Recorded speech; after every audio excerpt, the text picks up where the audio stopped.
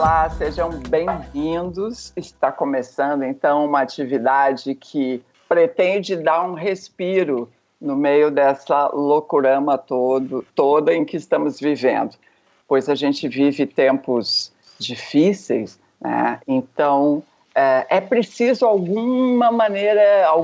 criar uma janela para poder respirar, para poder centrar um pouquinho, alinhar os chakras e prosseguir, porque nesses tempos de notícias horríveis, de isolamento, de pandemia, de mortes, a gente precisa disso. A arte pode nos ajudar muito nesse momento. Aliás, a arte pode nos auxiliar sempre.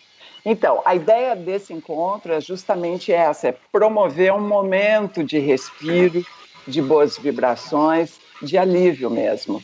Então, senhoras e senhores, está começando o encontro virtual Um Respiro de Arte para melhorar o clima, promovido pela Aliança Francesa de Porto Alegre e reunindo dois multitalentosos artistas aqui de Porto Alegre, Fabrício Carpinejar e Ike Gomes. O Fabrício Carpinejar é um escritor daqui, gaúcho, que está exilado em Minas Gerais.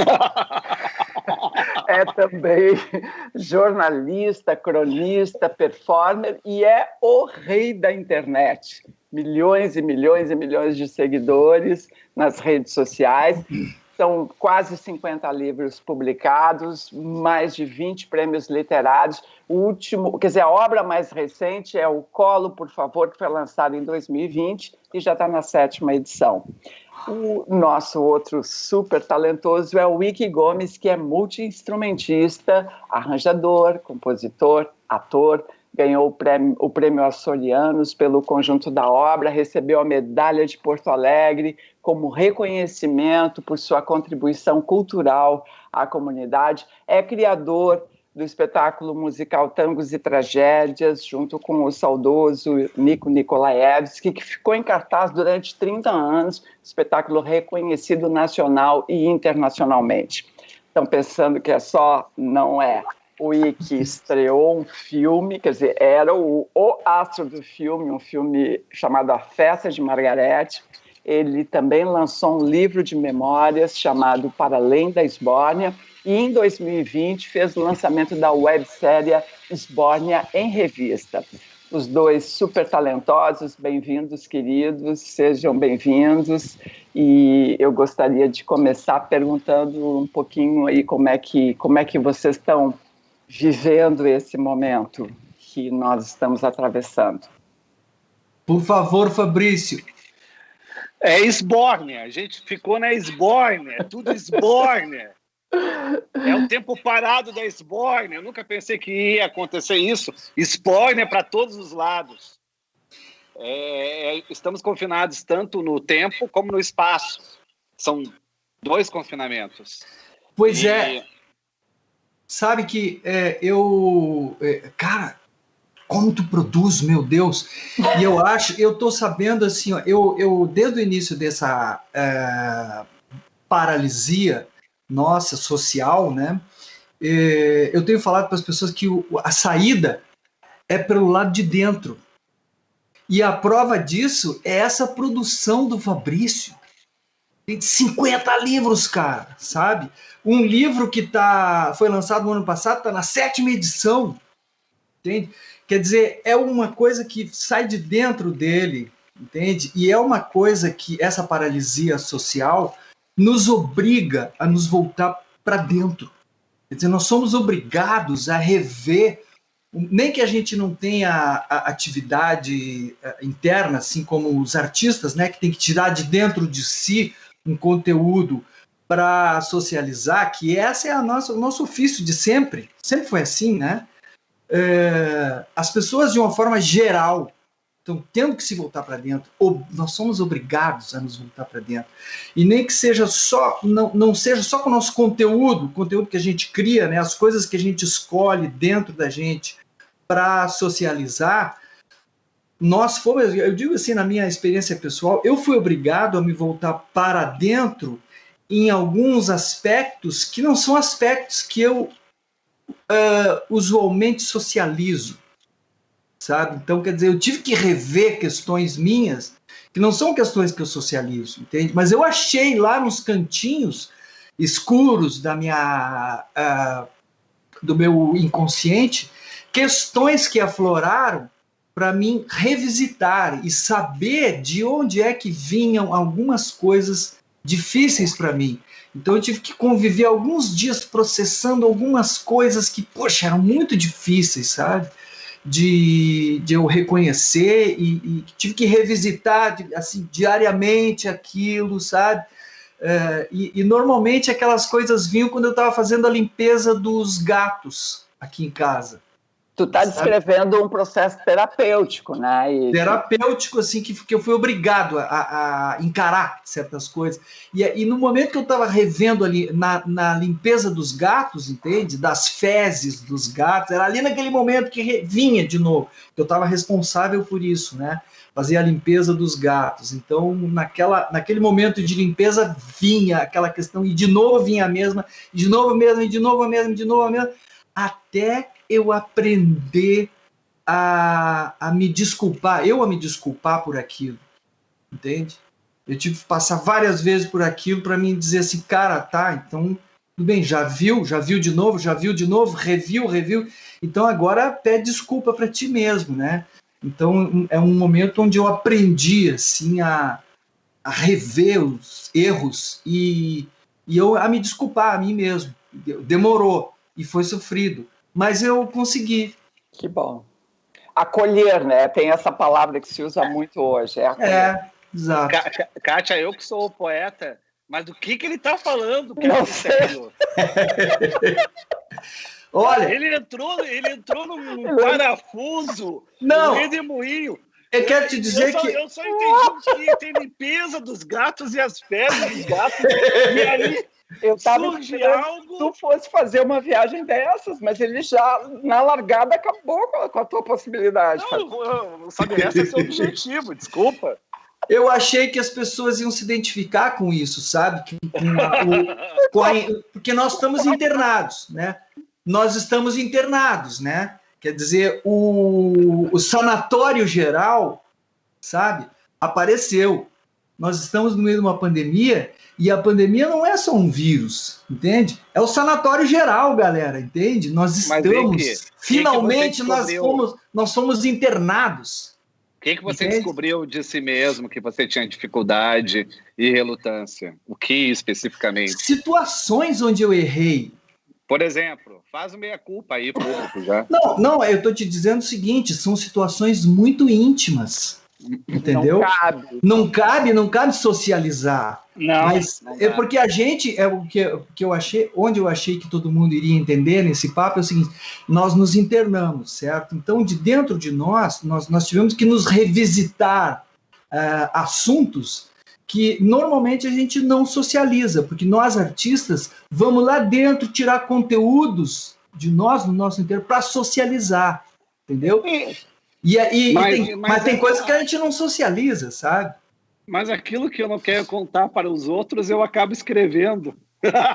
Tá, mas tu muda os nomes, né? Tu muda as coisas. Escreve em terceira pessoa. E outra coisa. A canção, o poema... acabam sendo álibis de todos os nossos defeitos. Claro. Não, e tu tem um sistema fantástico, porque aqui naqueles guardanapos, eu já propus uma sociedade para ele, porque eu acho que a gente lançando aqueles guardanapos, a gente ficaria rico. Sempre que a gente tenta ser rico... Dá errado. Entramos em falência. Todas. Exatamente. As grandes ideias sempre apressam a falência. Eu não sei se a Kátia pensa mesmo, mas... Não, eu penso sim. Agora, eu queria te ouvir um pouquinho, Fabrício, sobre esse momento, porque o Ike é um artista performer, que é um cara de palco. Tu também é, numa certa medida, porque tu faz um monte de eventos. Então, assim, a tua, digamos, exuberância criativa é anterior mesmo à pandemia. O teu ritmo de criação sempre foi frenético. Mas o que mudou a partir desse desse confinamento, assim? Primeiro eu queria dizer que estou muito feliz de estar com vocês, admiro muito ambos e gosto, e são personagens decisivos na minha vida. É uma dádiva. Legal. É uma dádiva poder participar desse encontro. Igualmente. O que me afetou a pandemia é uma mudança comportamental. Deixo a simultaneidade para ser novamente monotemático. Eu fazia várias coisas ao mesmo tempo. Agora não, eu faço uma coisa de cada vez. É uma absorção ao momento, uma devoção ao presente. Se eu vou molhar as plantas, eu não vou estar falando ao telefone e molhando as plantas ao mesmo tempo. Eu vou estar molhando as plantas. Se eu vou cozinhar, eu não vou estar tentando fazer outras coisas ou responder outras coisas. Eu vou estar cozinhando. Retornamos ao artesanato das emoções. É como se tivéssemos um telefone fixo em casa, ou como se voltássemos a um tempo das casas aplaudidas, que tinha que bater palmas para saber se tinha alguém em casa. Retornamos a uma antiguidade de nós mesmos. É um capricho, me leva mais ao capricho. Eu sou muito mais concentrado desse jeito do que antes. Mais concentrado, mais entregue. Eu estou conversando com a minha mulher, eu estou reparando em detalhes que talvez me escapassem, porque eu tinha todo o tempo do mundo. Hoje eu não tenho todo o tempo do mundo. Até eu preciso ocupar os meus dias. Eu tenho uma necessidade de ocupar os meus dias.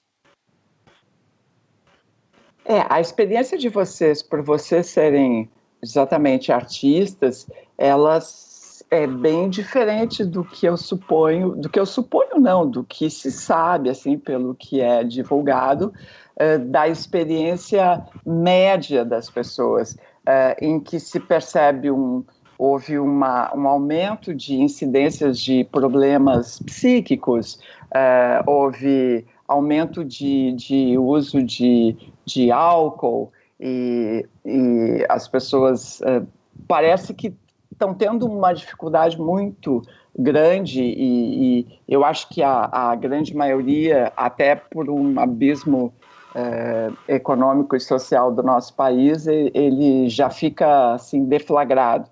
Mas a experiência de vocês aponta assim para um momento de rico, né? Ou vocês estão conseguindo extrair desse momento uma possibilidade nova e diferente de estar no mundo e de se colocar e de criar. E, bom, a pessoa faz uma síntese, encerra o assunto, tá aí. Não, mas olha, tu sabe que tem total razão aí, porque quando nós começamos com o Tangos e Tragédias, nós tivemos que passar o roteiro do Tangos e Tragédias pela censura. Não havia acabado a ditadura ainda. Então, a gente sabe onde está pisando, entendeu? A crise naquele momento, por incrível que pareça, a crise naquele momento era mais grave do que agora. Era muito mais grave. A inflação era de 80% ao mês. Está falando da crise econômica. A crise econômica e a crise, de uma forma geral, não tinha teatro para a gente fazer show. Entende? O Nico fazia parte do Saracura, que era um sucesso mega. Todo mundo conhecia, as músicas tocavam no rádio, tinha videoclipe, passava na televisão, mas eles não conseguiam sobreviver de música. Entendeu? Então, o Tangos e Tragédias surgiu nesse momento, onde o Saracura estava acabando, eu e o Nico nos encontramos para estudar a música juntos. Uhum. E aí resolvemos fazer um show que era 2 pessoas e a gente faria em qualquer local. Se não tivesse equipamento, a gente fazia sem equipamento. Se desse R$50, dava 25 para cada um, porque não tinha custo. O custo era 0. Entende? Se a gente tivesse algum custo, qualquer que seja, nós não conseguiríamos fazer o trabalho. Não tinha teatro, o Teatro São Pedro tinha inaugurado naquele ano, reinaugurado naquele ano. E quem tocava no Teatro São Pedro era o Tom Jobim, que veio fazer a inauguração, coisa e tal, o maestro Radamés Inhátares, maravilhoso, Inhátares, o Paulo Altran, Bibi Ferreira. Nós éramos, assim, a ralé da ralé, entendeu? Muita graxa, a gente era muito alternativo, entendeu? A gente fez o primeiro show para 80 pessoas, num lugar onde cabia 80 pessoas, mas não estava lotado, que era no IAB. No IAB. Eu estava lá. Tu estava lá. Eu me lembro, a Kátia foi nos entrevistar nos corredores do IAB, que era um show que a gente estava começando a fazer, e nós não tínhamos expectativa, perspectiva, nós não tínhamos nada a perder. É nesse momento onde surgem as melhores coisas. A gente não tem nada a perder, então vamos... Vocês queriam ficar rico, vocês só queriam fazer. Né? Claro, não, nós queríamos fazer alguma coisa, entendeu? Então a gente apostou naquele absurdo de coisas onde a gente iria se divertir. E iria ter convicções artísticas onde a gente estava sendo radical num certo ponto de vista. Então a gente começou a tocar Alvarenga Ranchinho, Vicente Celestino, entende? Eu tive muito incentivo dos meus pais para me ser artista, entendeu? Meus pais gostavam muito de me ver tocando. E a minha mãe me dizia assim, mas meu filho, tu é compositor, sabe? Agora tu vai tocar Vicente Celestino, Alvarenga Ranchinho, tu acha que vai fazer carreira mesmo com isso? Sabe? E foi onde deu certo, né? Quer dizer, a gente levantar um ponto de vista completamente inusitado e começar a trilhar uma carreira completamente inusitada. Foi onde a gente conseguiu chamar atenção, entendeu? E logo em seguida fomos chamados para ocupar alguns espaços alternativos do Teatro São Pedro, às 6 horas da tarde, só na frente, ali no proscênio do Teatro São Pedro, né? Porque no palco principal estaria alguns espetáculos ali mais confirmados. E a gente foi ganhando espaço assim, né? Até que nos ofereceram o janeiro do Teatro São Pedro, que ninguém queria pegar janeiro. A cidade ficava vazia, né? Confirmado que a cidade ficava vazia, né? E nós pegamos porque não tínhamos nada, como agora não temos nada, quer dizer, como agora temos, hoje nós temos muita coisa a perder, porque nós construímos até, inclusive, um patrimônio, entendeu? 36 anos depois. É incrível, porque as pessoas fazem uma espécie de competição. Quantas vezes você já assistiu Tangos e Tragédias? Eu peço desculpa. Às vezes vem gente dizer, cara, eu vi 10 vezes. Eu digo, desculpa. As pessoas competem, que criou-se um campeonato, quem assistiu mais, porque você mesmo, quando já tinha ido, ia para assistir quem você levava. A reação de quem você levava. Não, e o mais incrível é que não havia uma mudança tão substancial de um ano para outro, pouca coisa mudava, mas tinha sempre um novo espetáculo. E tinha uma coisa que mudava sempre. Era a campanha publicitária. Então, todos os anos a gente dava um golpe de publicidade. Entendeu? O espetáculo era o mesmo. Espetáculo era o mesmo. A gente fazia uma campanha, botava outdoors, mudava o nome o subtítulo, sempre tinha um subtítulo, né? Que nem agora. É interessante que o Ike está falando que o caos é véspera da criatividade. Quando a gente não tem mais nada a perder, encontramos uma coragem, uma essencialidade, uma radicalidade. Não nos importamos tanto com as aparências e a gente é capaz mesmo de transformar a nossa vida. Estamos realmente nesse ponto, eu acho que é um ponto de transformação. Mas não é uma transformação apenas interna também. Eu fico pensando que talvez a transformação não seja o grande ingrediente do confinamento, mas a autopreservação. Eu fico pensando, nossa, tudo me estimula a mudar. Será que eu vou conseguir me manter fiel ao que eu era? Todo mundo quer que a gente mude, é óbvio. Será que a gente vai conseguir preservar o que éramos? Eu não entendo muito bem esse teu conceito de todo mundo quer que a gente mude, exatamente do que você está falando. Não, muda, por exemplo, boa, Kátia. Seja mais equilibrado, seja mais harmonioso. Melhore, faça exercícios físicos, aí yoga, meditação. Para de beber. Eu nunca escutei tanta gente pedindo para que eu fizesse meditação. Como se eu não me concentrasse em minhas tarefas. Mas é como se fosse a gente pudesse encontrar a nossa plenitude interior agora. Assim, magicamente. Magicamente. O que eu tento fazer é ligar meu modo de sobrevivência. Grande parte dos meus prazeres eu não posso estar desfrutando, eu não posso viajar, eu não posso fazer absolutamente nada, não posso ver minha família, eu estou desfalcado dos meus prazeres.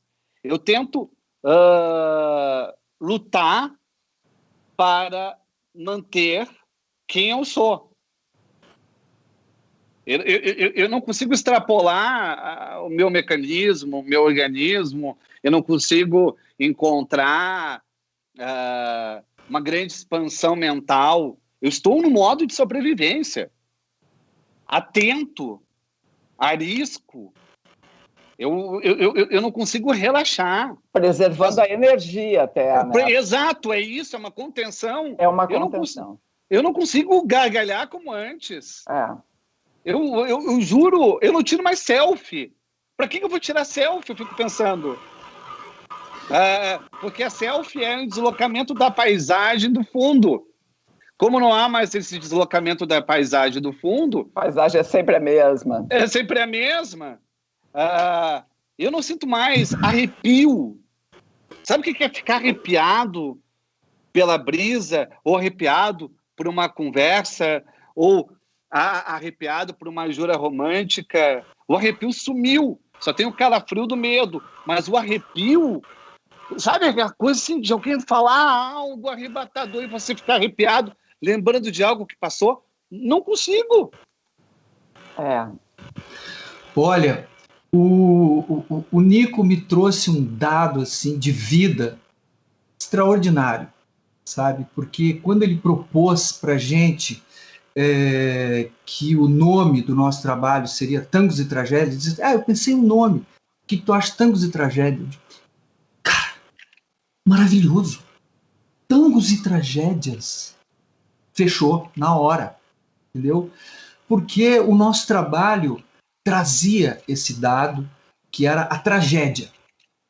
A tragédia de estarmos encarnados nessa situação aqui, nessa dimensão. Quer dizer, ao lado de ser um trabalho absolutamente engraçado e um trabalho de humor desde o começo, a gente tinha esse olhar para a tragédia de estarmos vivos. E no meio dessa tragédia, que é ter nascido, entendeu? Ter perdido as asas, ter encarnado nessa dimensão que ela conta com a gravidade de estarmos vivendo nessa dimensão. Como é que nós vamos encontrar o prazer de estarmos vivos, estando encarnados e no meio de uma série de limitações, entende?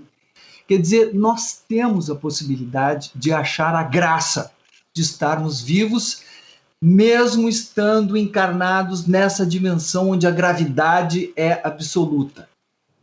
É grave estarmos vivos. A gente tem que sobreviver. A gente sobrevive um pouquinho no colo da mãe, da mamadeira, daqui a pouco a gente já tem que caminhar. Daí a mãe já diz, tá, Tom, vai caminhar sozinho. Aí daqui a pouco tu já tem que ir para a escola, já é uma outra tragédia, tem que aprender. Aí daqui a pouco tu tem que entrar, tu tem que ter família, e daqui a pouco tu já tem filho, e tu tem que dar subsistência pro teu filho. e é sempre a vida está sempre nos trazendo para a tragédia. Né? Se nós não soubermos mudar o botãozinho e soubermos olhar onde é que está a graça de tudo, onde é que está a graça desse sanatório geral, onde é que está a graça de estarmos agora internados, está todo mundo internado, sabe? E a pandemia, ela não é só do vírus, ela é uma pandemia psicológica também e psiquiátrica. Porque muita gente já tinha, antes da pandemia, eu falava isso para uma pessoa agora, que é o aspecto do pânico, sabe? Que eu vi, pô, minha irmã tem pânico, outro meu sobrinho tem pânico. Não, as pessoas não tinham pânico antes, sabe? E esse traço emergiu na psicologia humana, o pânico. É uma doença contemporânea. É uma doença contemporânea, o pânico. E agora que as pessoas estão internadas, o pânico é também vigente e ele aparece, sabe? Em traços muito sutis que as pessoas não reconhecem como pânico. Mas eu acho que a gente agora tem um remédio para o pânico, estando nessa situação. Porque o pânico, a ansiedade, são doenças silenciosas que vinham da falta de solidão. A gente não ficava a sós consigo. Nós tínhamos medo de ficar sozinho. A gente não ficava sozinho. A gente evitava. A maior parte dos nossos estímulos era externo. A gente tinha que sair para ser alegre. Quem passava um final de semana em casa, nossa, que tristeza. Não fez nada, ficou sem fazer nada. Tínhamos uma dependência das alegrias externas. E aí estamos enfrentando a nossa solidão. Quem sou eu? O que eu faço? O que eu quero? Sem nenhuma outra companhia. E é uma oportunidade. É uma oportunidade. É uma oportunidade de ser mais real. É uma oportunidade grande. Eu tenho um amigo que fala isso, que existe um anagrama chinês que ele serve tanto para crise quanto para oportunidade. É o mesmo. Então é uma maneira zen também de se olhar para a crise, que é uma oportunidade assim, de transformação. Eu acho que vocês têm um olhar muito otimista, eu ia dizer poliana, mas não quis dizer, mas assim, porque estar recluso em casa não significa estar consigo mesmo. Perfeito. Porque as pessoas ficam vendo coisas com o celular, as pessoas não estão... essa ideia que vocês estão passando, que eu adoraria concordar, ela leva para um lugar em que o mundo será melhor depois, porque as pessoas vão estar mais centradas, porque se concentraram, porque ficaram consigo próprias. Gente, eu acho que isso é uma... Kátia, eu não sei se seria melhor, seria mais honesto. Não significa melhor. Ser mais honesto é melhor. Mas as pessoas elas também vão colocar para fora as suas ambiguidades, as suas duplicidades. Mas sendo mais não tem melhor, eu acho. Né? Não tem como ficar muito tempo confinado sem encontrar a solidão. Não tem como... tu pode fazer isso em 6 meses, 7 meses, mas agora chegou um momento da verdade. Você precisa se sustentar solitariamente. Olha, tem uma coisa que eu tenho acompanhado muito, que é o desenvolvimento da tecnologia. Onde nós estamos chegando com a tecnologia.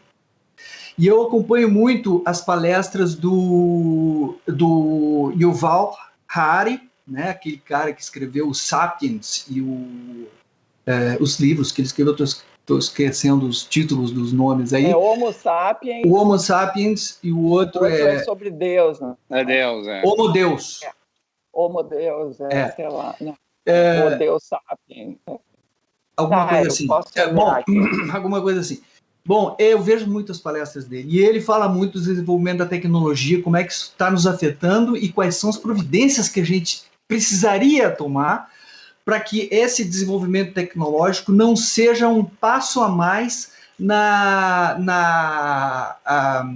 no domínio das massas por uma elite. Entendeu?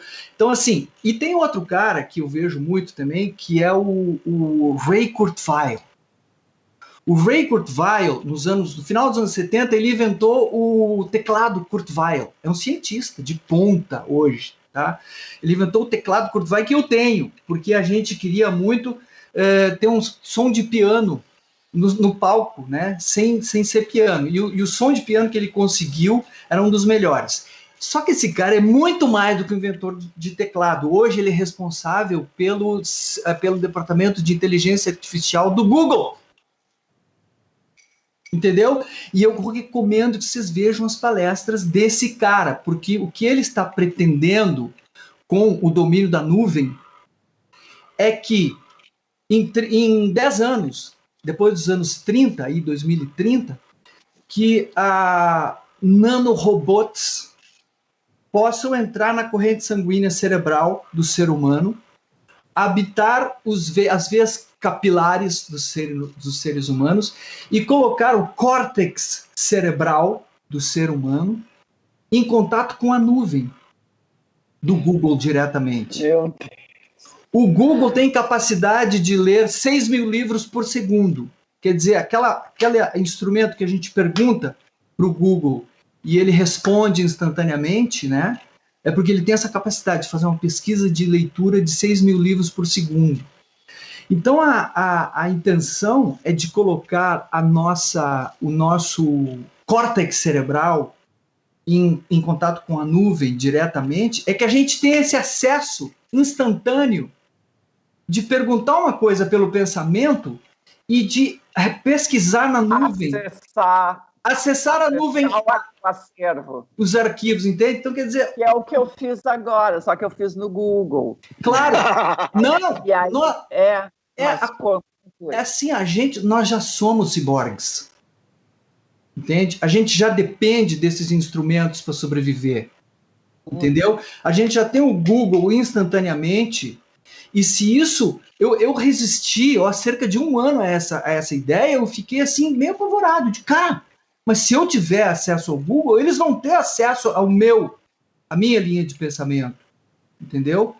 Até mas que... eles já têm. Eles já têm, entendeu? Mas não tão assim, entende? No pensamento, entendeu? Mas todo rastro que a gente deixa nas redes... Já tem, ele já tem, entendeu? Já tem. Aí eu pensei o seguinte, cara, se todas as pessoas tiverem acesso ao Google pelo córtex cerebral, o hacker de Piracicaba não precisaria ter hackeado o telefone do Moro. Porque as intenções deles já estariam na nuvem. E se todos tiverem acesso, entende? As pessoas vão custar muito mais a golpes de corrupção desse tamanho. Agora eu entendi que tu estava falando sobre internação psiquiátrica. Entendeu? Agora eu sei mesmo.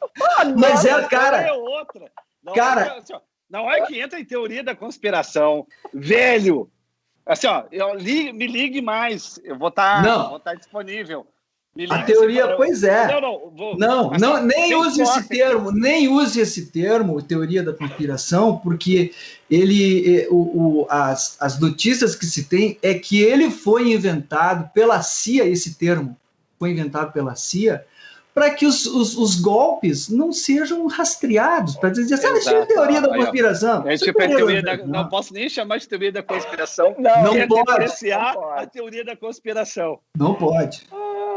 Tá, olha só, a gente já sabe que o Wiki se inspira e se alimenta vendo as palestras do Yuval Noah Harari. Isso. Tem esse Sapiens, uma breve história da humanidade, e o outro é Homo Deus, uma breve história do amanhã. E tu, Fabrício, te inspira como, além de ficar cozinhando bacalhau? Eu deixo meu celular carregando. No tempo que eu deixo meu celular carregando, eu posso ler. Eu não leio com o meu celular perto. E eu gosto de fazer gincanas, metas. Ler 3 livros por semana, assistir uma série por semana, ver 4 filmes. Eu fico fazendo essas disputas para ver se eu cumpro ou não cumpro. O que tem me inspirado muito é poesia. E precisa tanto agora, cara. Precisa tanto. a densidade da poesia, também a forma de pensar da poesia, que é a poesia talvez seja o único livro, o gênero que a gente lê e precisa olhar para a janela para ver se tudo permanece no mesmo lugar. Você não precisa terminar uma página, não, você lê 2 versos e já olha para a janela, porque a poesia é sempre um chamado para fora. Mas ela vem de dentro, e é um chamado, um chamado para fora. O que você está fazendo consigo? A poesia faz isso. Nossa, mas é um chamado à meditação também. Sim. Porque tu está dizendo, olhar para a janela quer dizer refletir. Não é necessário parar e ficar em silêncio e tomar uma postura de yogi para meditar. Mas é uma leitura feita de solavancos. Não é uma leitura que desliza. Não, e é muito difícil ler um poema atrás do outro, né? Tu tem que respirar. Nossa, às vezes, Kátia, se tu lê 10, 15 poemas numa levada... Já fica tonteia. Tonteia, você fica com uma vertigem. Ai, Fabrício, há quanto tempo tu fala você e tu parou de falar o tu? Isso faz tempo já. O tu e você? Uhum. Não é que eu tô brigando, mas a gente não tá brigando. Quem viaja... Kátia, quem viaja, ele mora em Minas Gerais, cara. Ai, não interessa, ele... Não, mas o tu só vem na briga agora. Ah, é só na briga? Não quer brigar agora.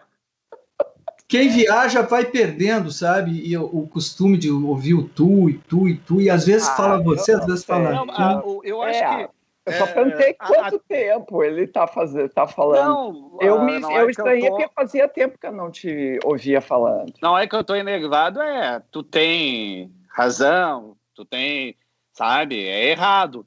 Mas se tu está falando na boa... você tá falando... Tu sabe que eu vi assim que... Tu nem repara. Esse pronome, eu tenho visto assim, que invadiu a linguagem dos cariocas.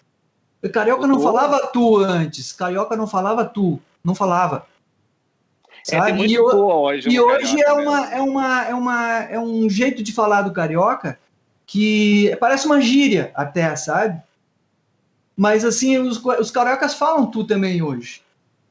Ah, não, mas não é uma coisa que vem do nosso dialeto, né? Eu não sei, mas o carioca fala hoje. Não, mas acho que não tem, né? Mas eu sei que assim, na zona mais, na área mais subúrbio e tal, eles falam. Eu leio. Mas eles falam recentemente, porque não falavam. Eu não saberia dizer. Eu saberia porque eu tive, não tinha. Nossa! Não, eu tô dizendo porque a gente vai, eu fui nos morros. Ele já é o Google, o Wiki virou... Pô, gente... O Wiki já tá com o chip aqui. Já tá? Não, eu não tô ainda. Olha que eu resisti para essa ideia, cara. Resisti muito a essa ideia, mas agora eu tô achando... Não, depois... Eu sei! Não, eu sei porque eu vi, cara. Eu tava lá, eu fui falar com a galera. Eu vou, claro, bicho. Não, gente. Tá. Mas olha só, eu queria... Há muito tempo. É uma das coisas que eu mais gosto de ouvir, assim, quando eu vejo artistas sendo entrevistados, que eu gosto de ouvir eles falando, e eu vou perguntar para vocês. É meio clichêzão, mas eu acho tão inspirador. Eu gostaria de saber de cada um. É que vocês tiveram um pouco a vida meio facilitada, né? Por exemplo, o Fabrício é filho de escritores. O Ike já mencionou aqui que era assim, estimulado pelos pais. Tá, meu pai trabalhava na Caixa.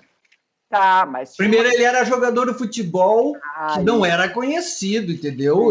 Minha dificuldade. Então ele curtia assim, que eu fosse artista, porque ele já tinha passado a vida dele. Assim. Quando eu nasci, ele era jogador de futebol, jogava no Grêmio. Entende? Então, assim, jogador de futebol, eu fiz meu sonho, eu fui jogador de futebol, entende? E aí, pô, eu queria ser músico, ele disse, tá legal, vai ser músico, bacana, vamos fazer roda de samba aqui, então. E aí ele morreu com 49 anos, morreu cedo, de câncer, mas ele viu eu sendo músico, entendeu? Ele não viu Tangos e Tragédias, por exemplo.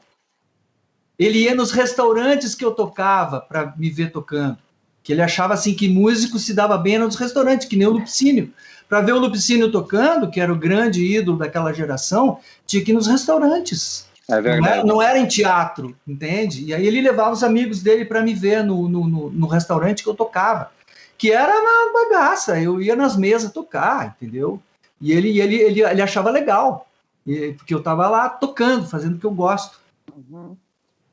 Que legal. Era isso que eu queria saber. Em que momento foi o que caiu a ficha? Tipo assim, não, é isso aqui, eu sou... música... Bom, eu fui muito antes. Eu fui com 14 anos, que eu fui ver o show da Rita Lee. Eu fugi de Soledade, onde eu morava, vim com meus amigos, fui para a estrada pegar carona, e fui no Gigantinho ver o show da Rita Lee, que a gente adorava, Mutantes, e a Rita Lee, seguia as publicações da revista Pop, coisa e tal, né? E estava naquele universo pop, muito interesse por música sempre, atitude. Aí ver o show da Rita Lee, eu caí para trás, era uma coisa estonteante, era um showzaço, os músicos eram incríveis. O Lima no Gigantinho? No Gigantinho, atrás do Porto tem uma cidade. E aí ali foi uma coisa assim, eu fiquei em alfa por alguns dias, nem me lembro o que aconteceu comigo, porque aquilo foi uma coisa estonteante para mim.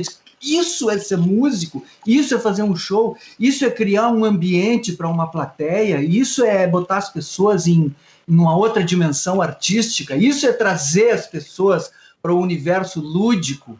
E eu acho que o universo lúdico é o início do universo espiritual, entendeu? É tirar as pessoas do dia a dia, é botar as pessoas num ambiente mágico de criatividade artística. E isso é ser artista, eu quero. Então isso eu queria ser. Que legal. E tu, Fabrício? Quando é que foi que deu o start?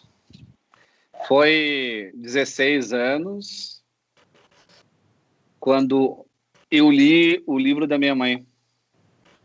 O primeiro livro dela, Nos Gerais da Dor. Foi um choque para mim, porque eu pensei, como que ela escreveu isso sem eu ter notado?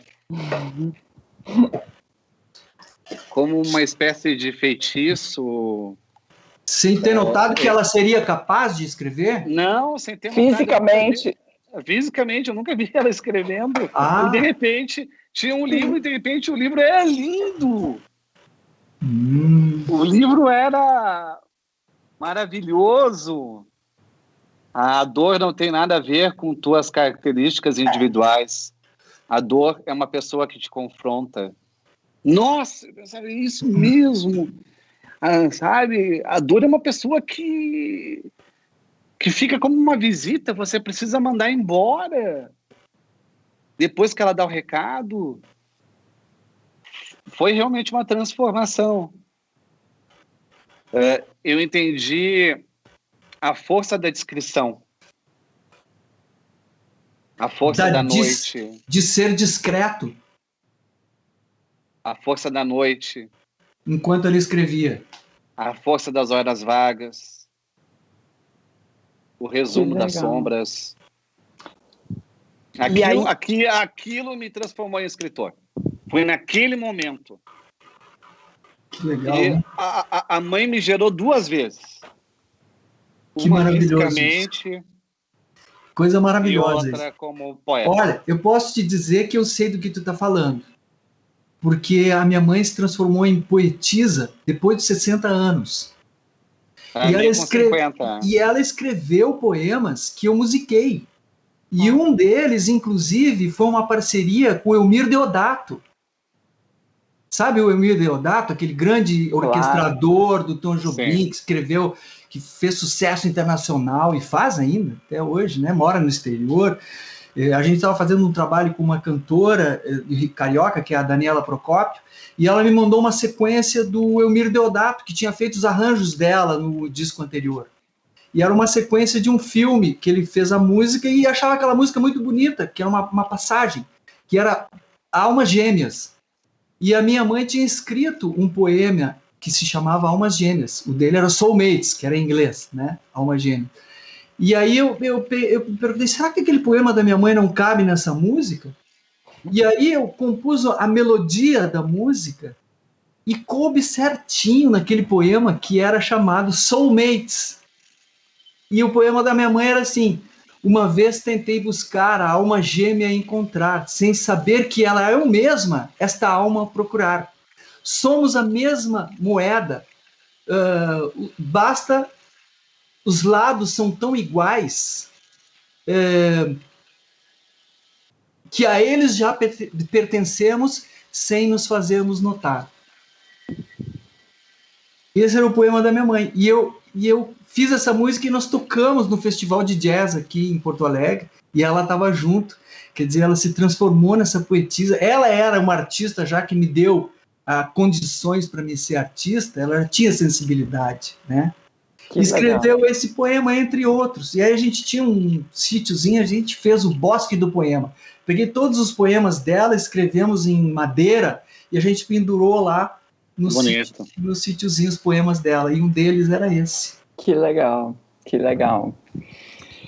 E aí, gurias, assim, rituais, vamos falar de rituais. Vocês têm rituais? Eu estou falando especialmente nesse momento que a gente está vivendo. Vocês desenvolveram ou já tinham, ou têm algum tipo, fazem algum tipo de ritual, seja para ritual para quê?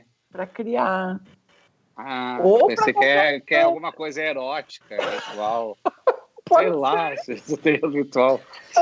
Pode ser dança, faz a dança do acasalamento, Kátia? Tô pensando. Eu gosto disso, sabe? De rituais.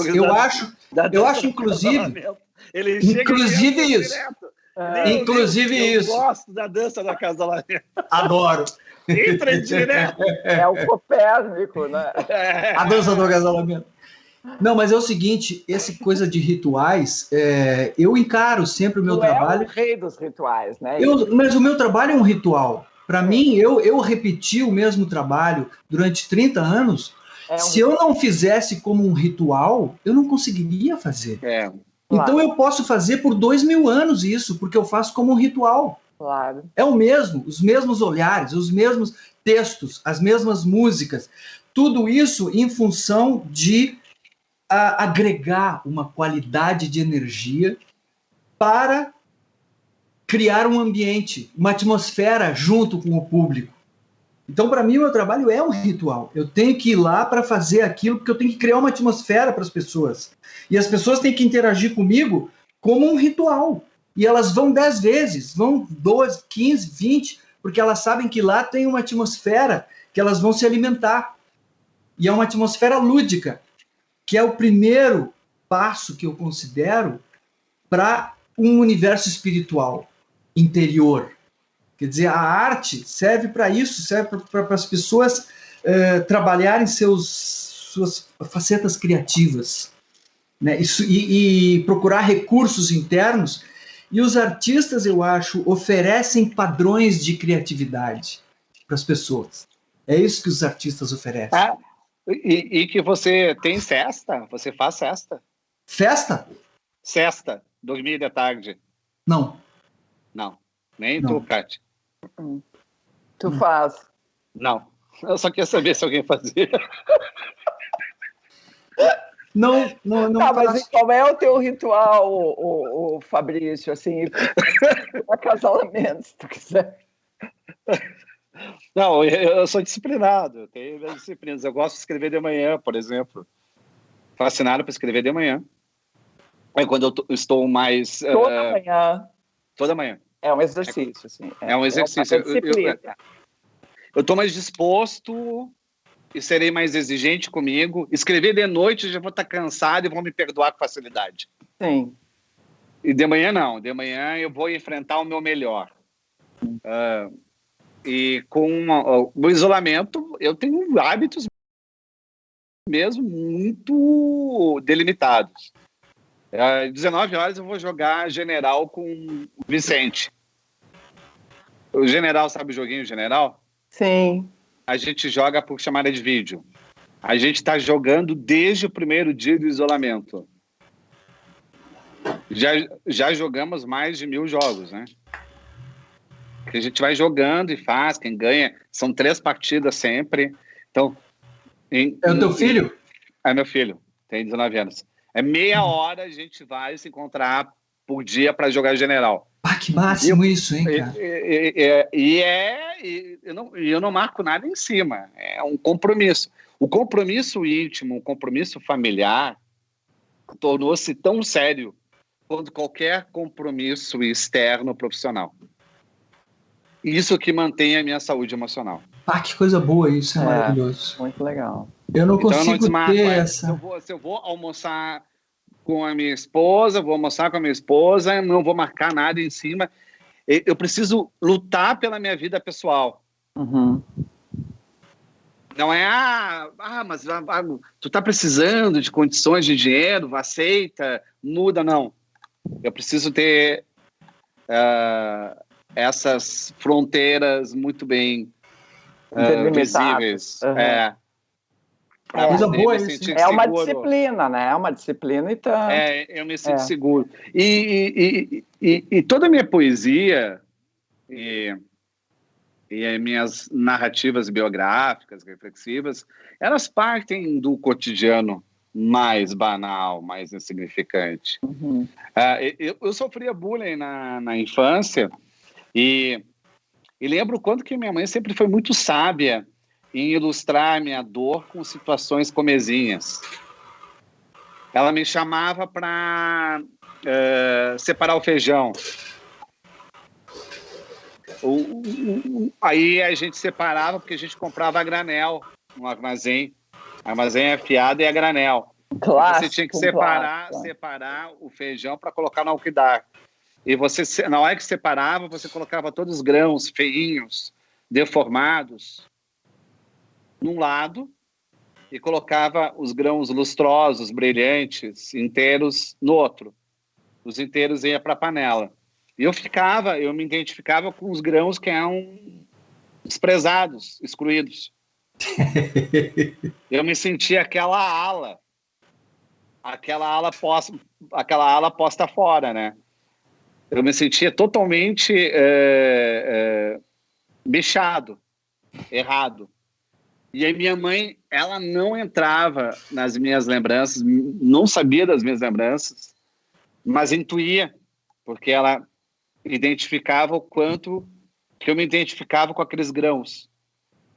Ela dizia, esses, os bonitos, vão para a panela. Esses outros... Estão livres. Não,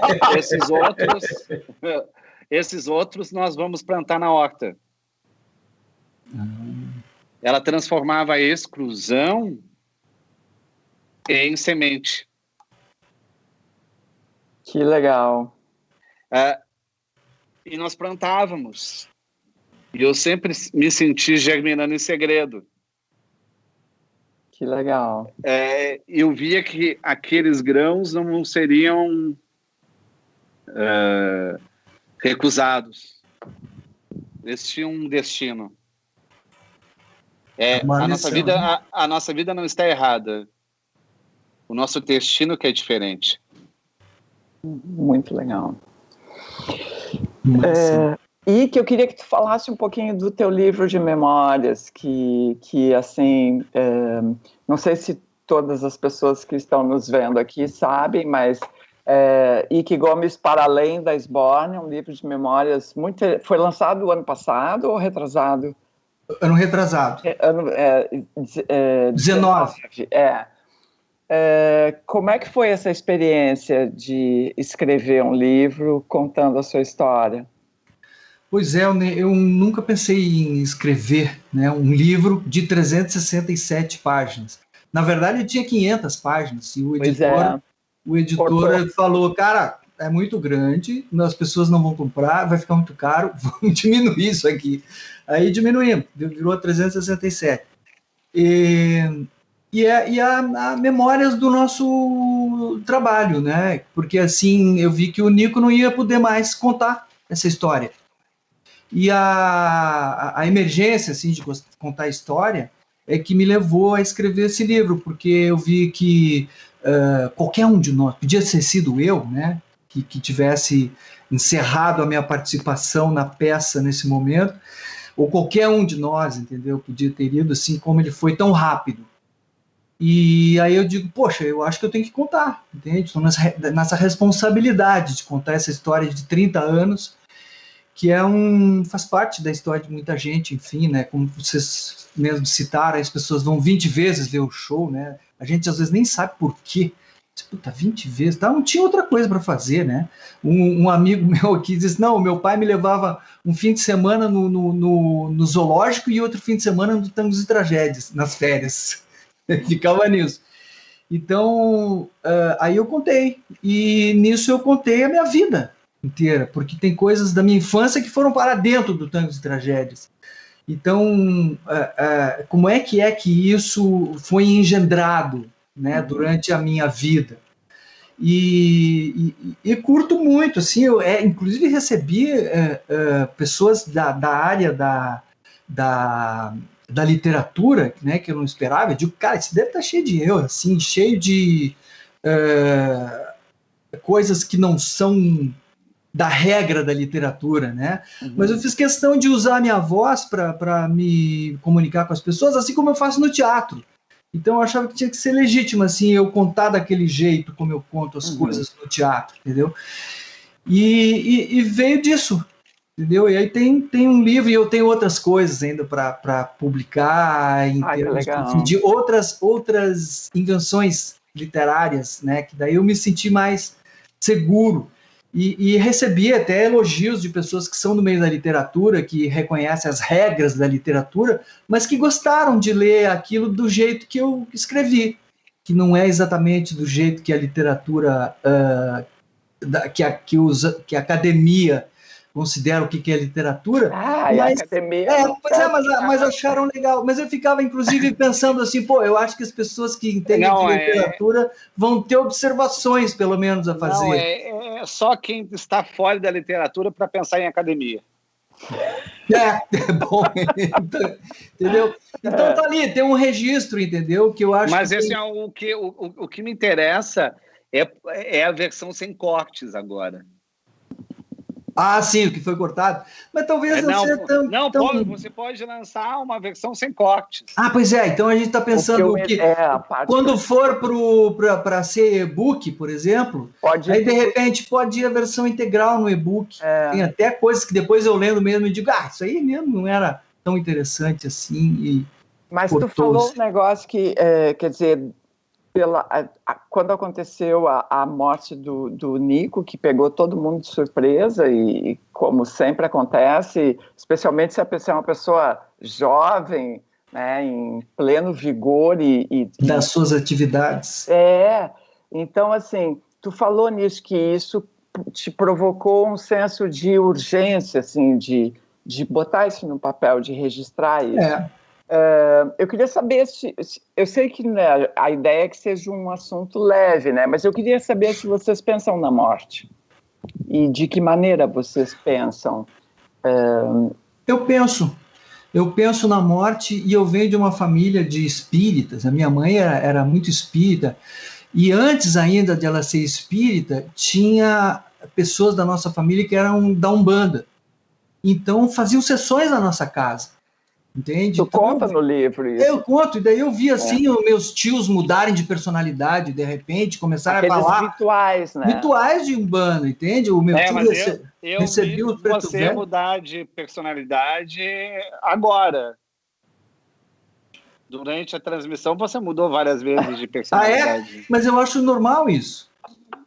Eu acho que as pessoas têm várias. Nós todos temos vários aspectos de nós mesmos. Só um minutinho, eu tenho que traduzir para a Kátia. Fala.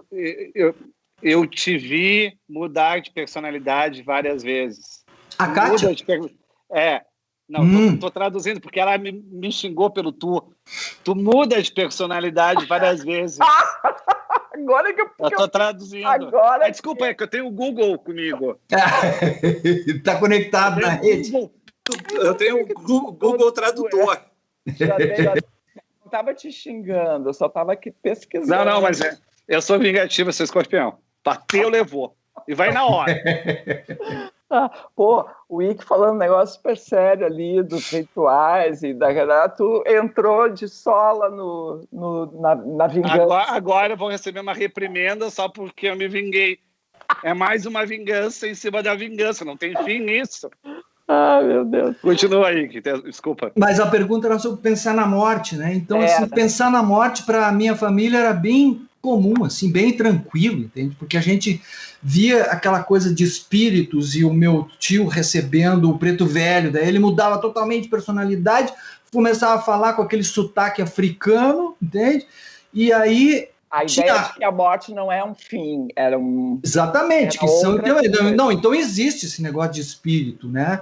Então aí, pô, a gente era convencido, porque inclusive eles faziam predições que até aconteciam. Então esses caras estavam fora de um ponto de vista que a gente tinha e conseguiam ver coisas que a gente não conseguia ver, entende? E aí a gente evoluiu, minha mãe foi para o espiritismo e aí a gente recebeu aquela informação toda do kardecismo, coisa e tal. E aí energias, a minha mãe era muito boa de dar passes, né? Ela é uma pessoa muito energética, magnética, assim.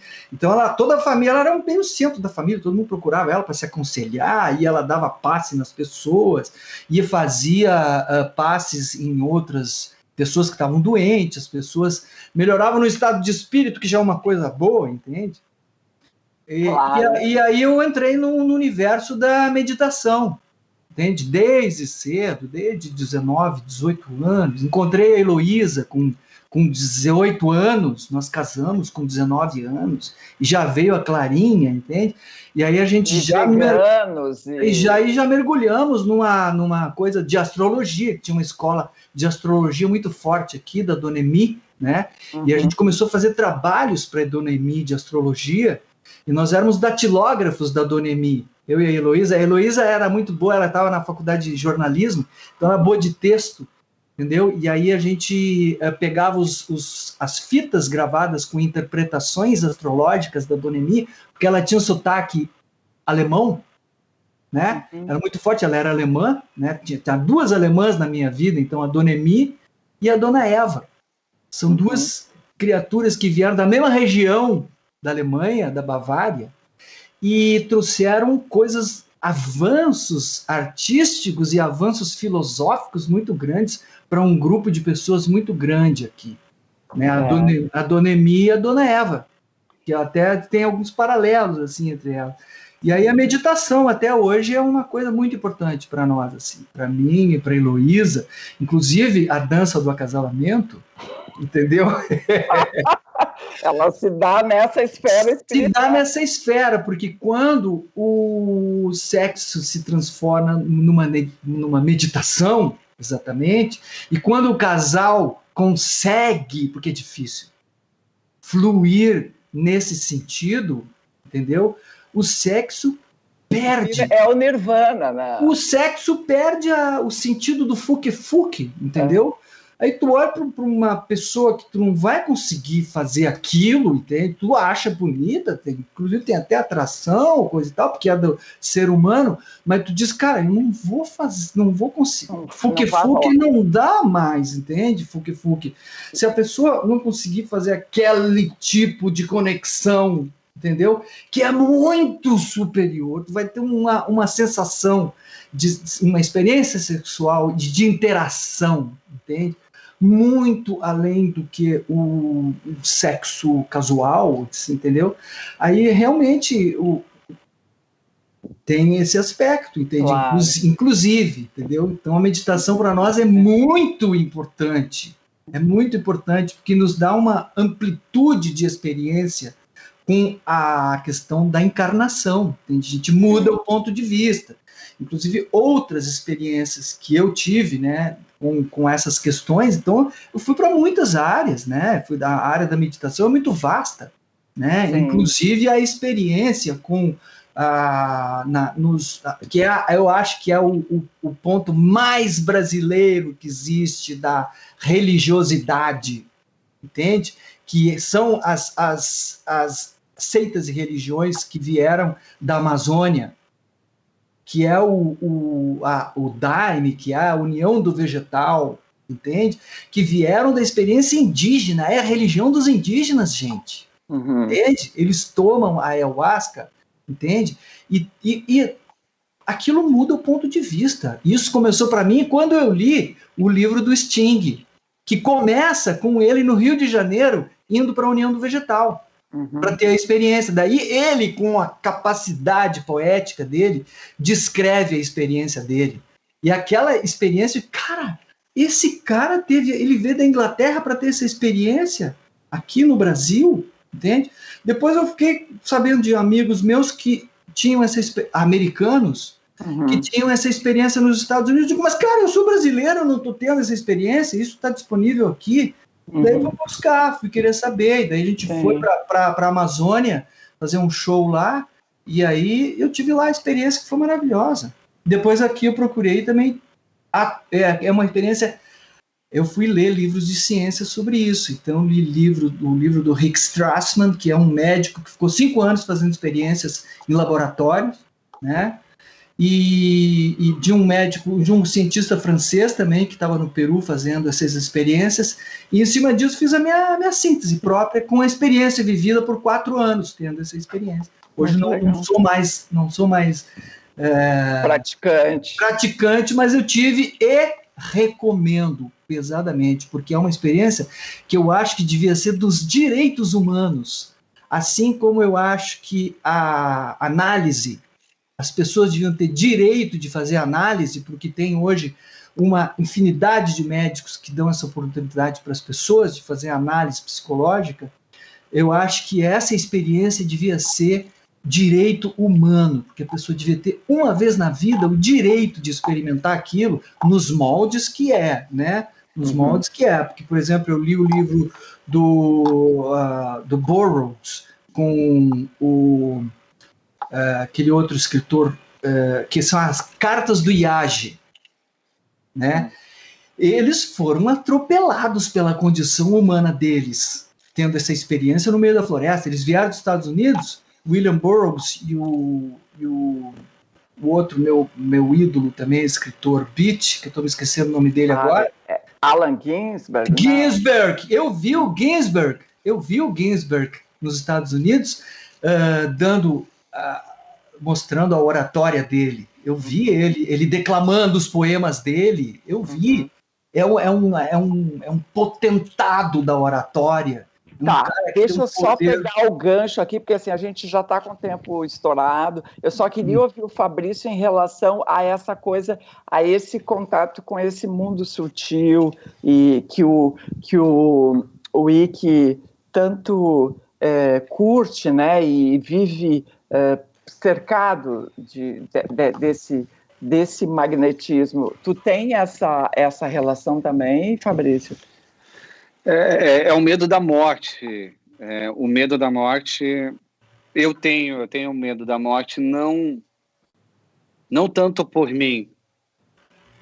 Eu tenho medo o quanto que minha morte pode afetar os meus filhos, por exemplo, a minha esposa, o quanto que eu sei que eles ainda não estarão seguros, o quanto que eles precisam ainda de mim. Eu não me sinto, por exemplo, eu não me sinto dando tudo que eles ainda precisam. Eu ainda me sinto em falta. Tá, gente, tá ficando isso assim, tá... eu tô quase chorando, já tá. Mas assim, eu acho que a gente só podia deixar uma frase, uma ideia, algum pensamento, assim, tipo, para encorajar as pessoas a atravessarem esse momento que a gente está vivendo, que tá difícil para todo mundo. Olha, em breve. A gente não falou sobre o que a gente está fazendo atualmente. Então, assim, esse momento nos levou a criar um programa para a internet que nós estamos exibindo lá no nosso canal do YouTube, que é A Esbórnia contra a Traca, é o nome do canal. E nós fizemos um programa, quer dizer, nós transformamos todo o nosso fazer de show business, que é o nosso negócio, quer ir para a estrada, quer ir para os teatros, quer viajar para as cidades, encontrar o público, nós não estamos podendo fazer isso, não vamos fazer tão cedo. Então a gente criou um programa onde nós estamos adaptando todas as nossas performances, todo o conteúdo esborniano está ali, expandido com o Cláudio Levitan e com a Simone Haslan e com muitos convidados. Agora com a lei Aldir Blanc, a gente fez mais uma temporada. Então tem muitos convidados, está fantástico. A gente captou convidados na periferia de Porto Alegre, no interior, pessoas de idade que não estavam tendo espaço. Está todo mundo lá no nosso Esbórnia em Revista. Tá, o perfil no YouTube, Esbórnia contra a Traca. Exato. Tá. É difícil de escrever isso, hein, para achar, pois mas o pessoal vai achar. Pois é. Não, tá bom. E tu, Fabrício, qual é o plano ou a ideia para encerrar a nossa conversa? Cuidar da nossa carência. Como nós estamos muito tempo apartados, isolados, a gente acha que tudo o que a gente pensa é relevante. Que tudo o que a gente faz é atraente. Eu acho que a gente não pode perder esse referencial. Será que a outra pessoa vai valorizar isso? Vai entender isso? Eu estou sendo muito didático. Eu acho cada vez mais didático. No sentido de não ser tão ególatra a ponto de me colocar no centro. Eu acho que o isolamento nos tirou do centro. O quanto que quem está morando comigo precisa de mim e precisa da minha audição e precisa que eu realmente valorize. Eu acho que nunca a empatia foi tão decisiva. Acho que sim. Bueno, queria agradecer muito a vocês dois pela conversa, pelas ideias, pelo envolvimento, pela distração, pela emoção. E então é isso. Obrigada, Ike. Obrigada, Capinejar. Este foi o debate de ideias promovido pela Aliança Francesa de Porto Alegre. Até a próxima. Bye, Até bye. a próxima. Tchau. Tchau. Tchau.